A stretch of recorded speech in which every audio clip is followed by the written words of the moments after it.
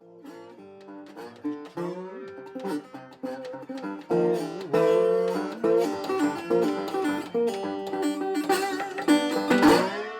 been satisfied, just can't keep from crying.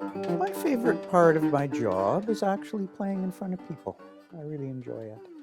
And I'm comfortable with it, and I've never had stage fright even when I was a kid, and I've always, yeah, I enjoy that. I don't play much at home. When I was starting out, I saw Buddy Holly on the Ed Sullivan Show in 1957 or 58, I guess. And I got a guitar, and Buddy Holly was kind of geeky looking. I don't know if you guys know who Buddy Holly was. He was a tall, gangly guy from Texas, and he had glasses like this, and he was kind of geeky, and I kind of thought, boy, if he can do that, I think I can maybe do that. I was in a band called the Churls, and we were discovered by a band that had come through. They were actually a jazz act, and they came and saw us at a club in Toronto and said, oh, we should get you guys down to New York. And we were kind of, yeah, right. And we got a call from them to get down there. Got picked up by A&M Records, and we went out to California, recorded an album, and toured around the country opening for Blood, Sweat, and Tears for a long time at colleges and stuff like that. And we had a pretty good run.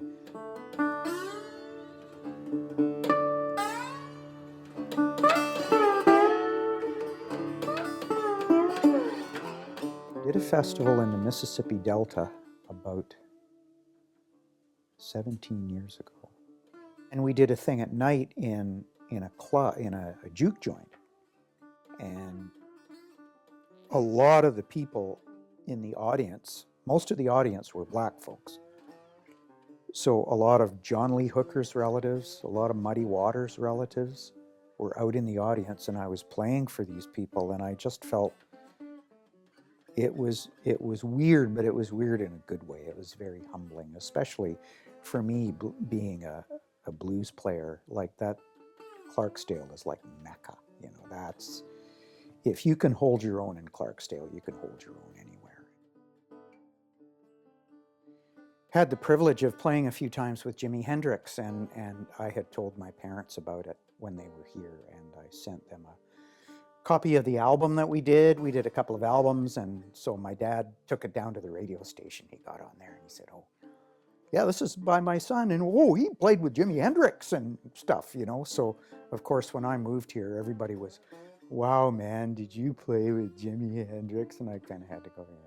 I never would have told anybody if my dad hadn't said it on the radio, because I have no proof of it.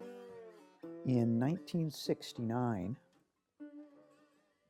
things were getting pretty hairy in the music business, and a lot of my friends died of drug overdoses and things like that. And I was away for so long at one point that I came home and my daughter didn't know who I was.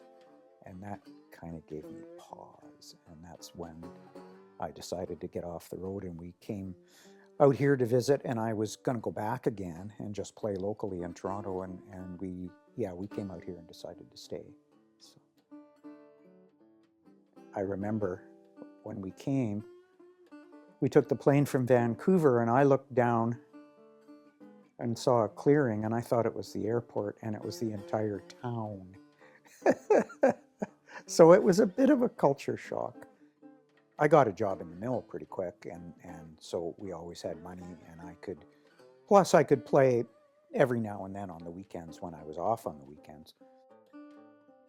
I don't feel the pressure to be on the road and tour and stuff as much as I used to, and I do just enough out of town to keep me busy. I do Ontario, and I do, I've got some stuff on the island coming up, quite a bit on the island coming up.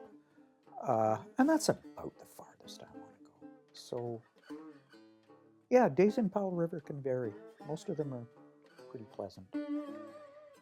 I have kids here. I have grandkids here. Would that you all get to this age.